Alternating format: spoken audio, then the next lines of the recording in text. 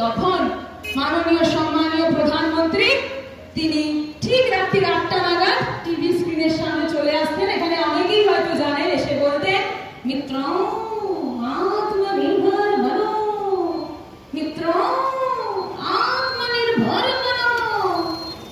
আর আমার মা, আপনার মা মমতা বন্দ্যোপাধ্যায়, আমার নেত্রী, আপনার নেত্রী মমতা বন্দ্যোপাধ্যায় তখন বাংলার রাজপথে হেঁটে হেঁটে, পায়ে হেঁটে প্রত্যেকটা মানুষের মুখে দুমুঠো রেশন তুলে দিচ্ছেন। তাকে ওই স্ক্রিনের মধ্যে এসে, ডিজিটাল স্ক্রিনে, টিভি স্ক্রিনে এসে আত্মনির্ভর হওয়ার কথা বলতে হয় না। আত্মনির্ভর মানুষ কিভাবে হয় সেটা তিনি প্রত্যেক মুহূর্তে প্রত্যেক মাকে, প্রত্যেক বাবাকে বুঝিয়ে দিয়েছেন। যখন কন্যাশ্রী দিয়েছেন, যখন লক্ষ্মী ভান্ডার দিয়েছেন, যখন স্বাস্থ্য সাথী কার্ডটা দিয়েছেন, যখন রূপশ্রীটা দিয়েছেন, তিনি বুঝিয়ে দিয়েছেন বাংলার প্রত্যেক মা, প্রত্যেক বাবা, প্রত্যেক বোন তারা আত্মনির্ভর।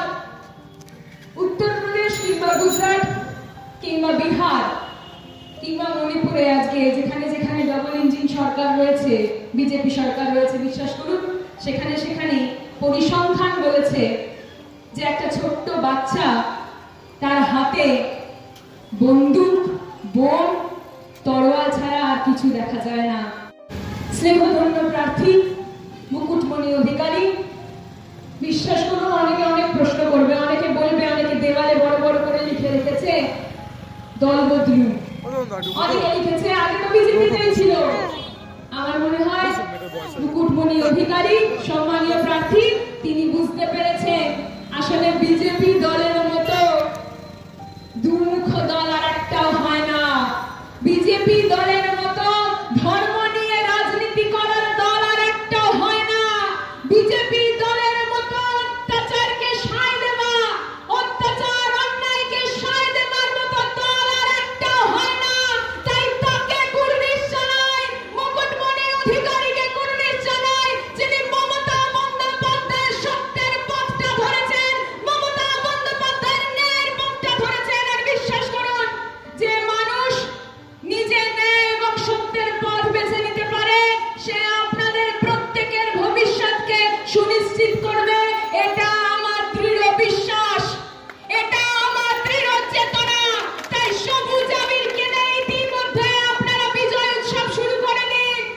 কারণ কিছু পূর্বে, কিছুক্ষণ আগে যখন দেখলাম মিছিল হচ্ছে, মিছিলে এত সুন্দর ঢাক বাজছে, বাজনা বাজছে, তাতে আমার মনে হলো সুনিশ্চিত হয়ে গেছে যে মুকুটমণি অধিকারী তৃণমূল কংগ্রেস ইতিমধ্যে কয়েক কয়েক কয়েক হাজার গুণ বেশি ভোটে জিতে গেছে।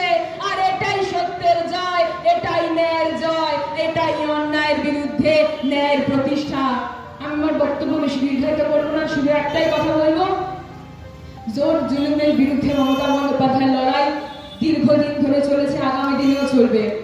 শুধু আমি যে বিশ্ববিদ্যালয়ে পড়াশোনা করেছি, যাদবপুর বিশ্ববিদ্যালয়, সেখানে একটা ঘটনা আমাকে সত্যি খুব কাঁদিয়েছে, এবং সেই ঘটনা আপনাদেরই এই লোকসভা কেন্দ্রিক ঘটনা। আপনাদেরই লোকসভার, রানাঘাট লোকসভার একটি ছোট্ট ভাই যাদবপুর বিশ্ববিদ্যালয়ে পড়াশোনা করতে গিয়েছিল, তার নাম স্বপ্নদীপ। আপনারা হয়তো অনেকেই টিভির পর্দায় দেখেছেন তার সঙ্গে নৃশংস অত্যাচারের পর কিভাবে এখনো পর্যন্ত নিশ্চিত নয়, ধোঁয়াশায় রাখা তার মৃত্যু, কিভাবে তাকে মৃত্যুর দিকে ঠেলে দেওয়া হয়েছিল।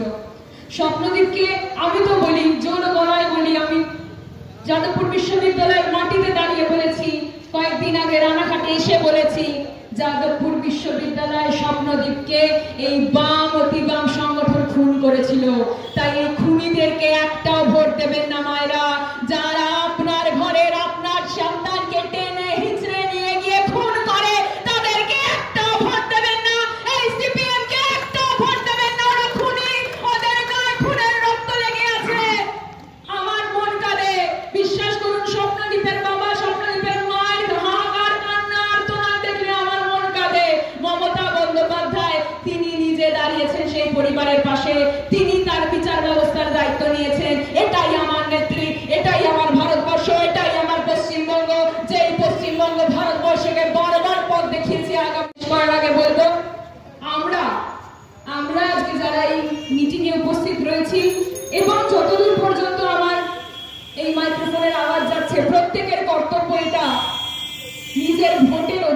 প্রয়োগ করা। বিশ্বাস করুন, আমি কাউকে জোর করবো না জোড়া ফুলে ভোটটা দেবেন। আমি শুধু এইটুকু বলবো, যখন সুখে দুঃখে গ্রীষ্মে বর্ষায় শান্তিতে আনন্দে খেদে ক্লেদে আপনার পাশে তৃণমূল কংগ্রেসের কর্মীরা 24 ঘন্টা 365 দিন গিয়ে দাঁড়ান, তখন এই বিজেপি কিংবা সিপিএম এর একজন কর্মীও এসে দাঁড়ায় না। তারা আসে পরিযায়ী পাখির মতো ভোটের সময় ঘুরঘুর করে, তারপর ঠিক কেটে পড়ে।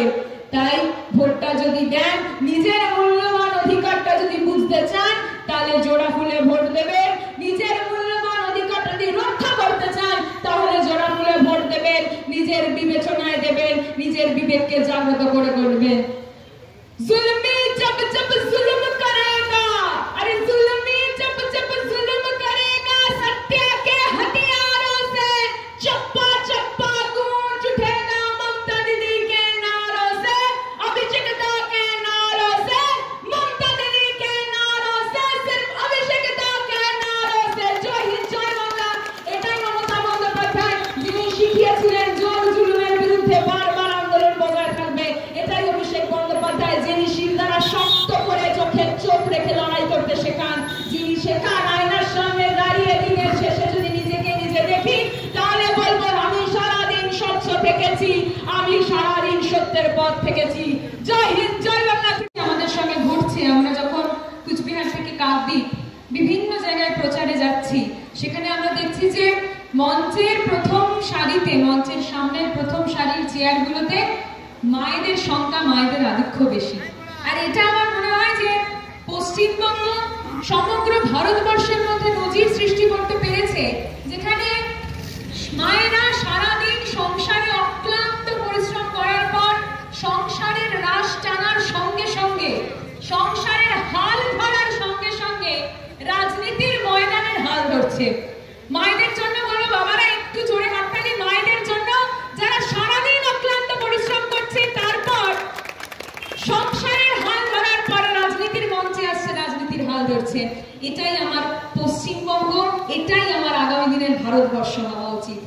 বিশ্বাস করুন, আমাকে কিছুক্ষণ আগে একজন দাদা তিনি বললেন যে আজকে যেই মাটিতে দাঁড়িয়ে আমি বক্তব্য রাখছি তার ঠিক পাশে রাম সীতার মন্দির রয়েছে।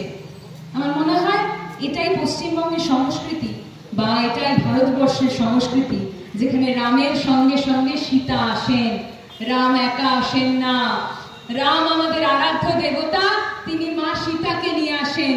কৃষ্ণ আমাদের আরাধ্য দেবতা, রাধিকাকে নিয়ে আসেন। এটাই প্রেম ভূমি, এটাই চৈতন্য দেবের ভূমি, যিনি একই দেহে একদিকে পুরুষ একদিকে নারী, এই ভাবই তিনি প্রচার করেছেন, এই প্রেমের রসই তিনি প্রচার করেছেন সমগ্র ভারতবর্ষ জুড়ে ভক্তি আন্দোলনের মাধ্যমে। বিশ্বাস করুন, এটাই ভারতবর্ষের সংস্কৃতি, যেখানে নারী পুরুষ একসঙ্গে কাঁধে কাঁধ মিলিয়ে রাজনীতি থেকে শুরু করে, সামাজিক থেকে শুরু করে, সাংসারিক থেকে শুরু করে বিভিন্ন ময়দানে একসঙ্গে লড়বে। বিজেপি শক্তি, সন্ত্রাসী শক্তি, কেন্দ্রীয় শক্তি, সিপিএম শক্তি, যে কোনো বিরোধী শক্তি যদি আপনাদেরকে বোঝাতে আসে যে রাম আমাদের একমাত্র আরাধ্য দেবতা, তাকে আপনার নিজের ঘরের সিংহাসনটা দেখিয়ে বলবে যে আমি অবশ্যই 1000বার রামের নাম নেব, কিন্তু রামকে নিয়ে আমি ভোটের হাতিয়ার, নির্বাচনের হাতিয়ার তৈরি করব না। আমি 1000বার রামের নাম নেব, কিন্তু তার সঙ্গে সঙ্গে আমার সিংহাসনে মা কালী থাকেন, আমার সিংহাসনে শ্রীকৃষ্ণ থাকেন, আমার সিংহাসনে চৈতন্য মহাপ্রভু থাকেন, জগন্নাথ দেব থাকেন, বলরাম থাকেন, সুভদ্রা থাকেন, মা লক্ষ্মী থাকেন, গণেশ থাকেন। এবং সেটাই স্বাভাবিক। রাম যখন যুদ্ধে গিয়েছিলেন, যোদ্ধারাম যখন যুদ্ধে গিয়েছিলেন, তখন তার কাছে অট্টালিকা ছিল না, তার কাছে প্রাসাদ ছিল না, কারণ তিনি বনবাসে ছিলেন। তার কাছে ধন সম্পদ ঐশ্বর্য প্রাচুর্য কিচ্ছু ছিল না। তার কাছে যেটা ছিল সেটা হলো আপনাদের মতো প্রত্যেক মানুষের জনবল, প্রত্যেক মানুষের বিশ্বাস।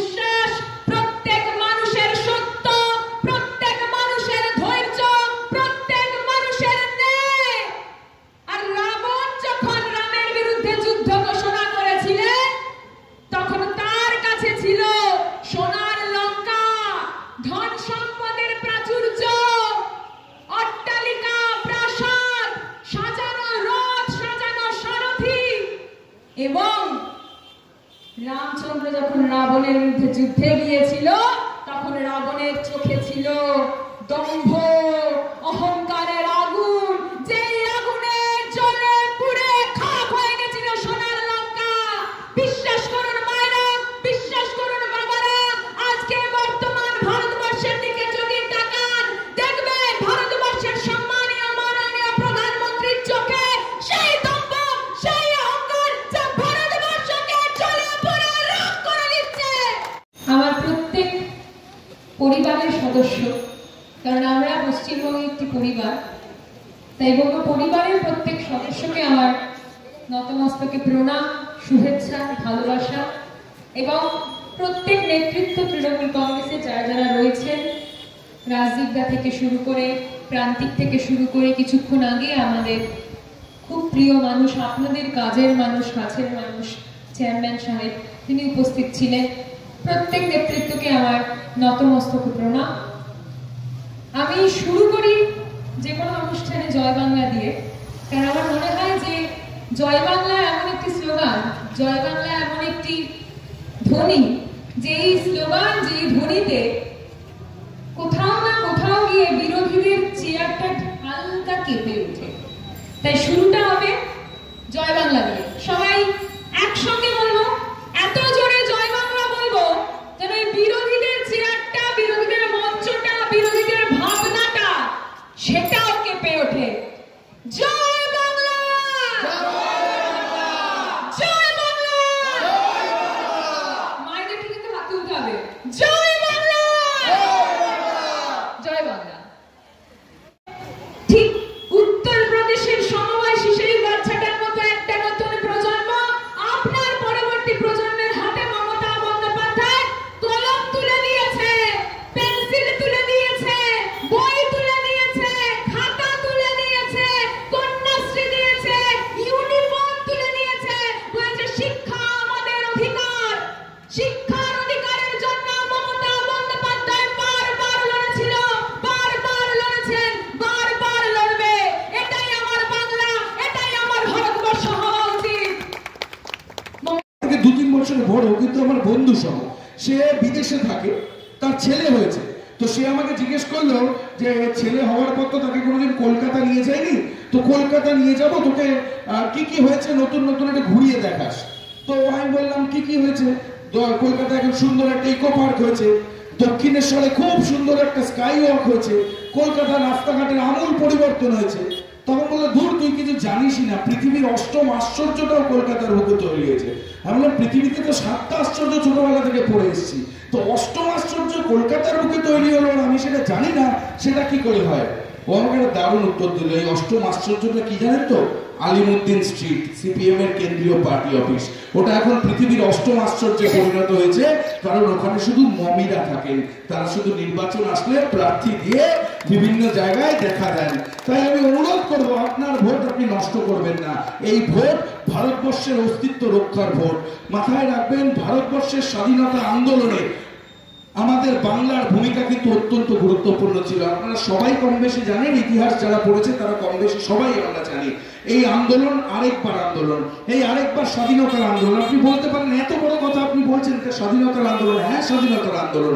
আজকে সুভাষ মুখোপাধ্যায় কবি একটা কথা বলেছিলেন, ভাঙার আগেও দুঃখ ছিল, কষ্ট ছিল অনেক বেশি, ভাঙার পরেও একই কষ্ট, নামটা কেবল নয় বিদেশি। এখন হয়তো আমরা ভেঙে গিয়ে একটি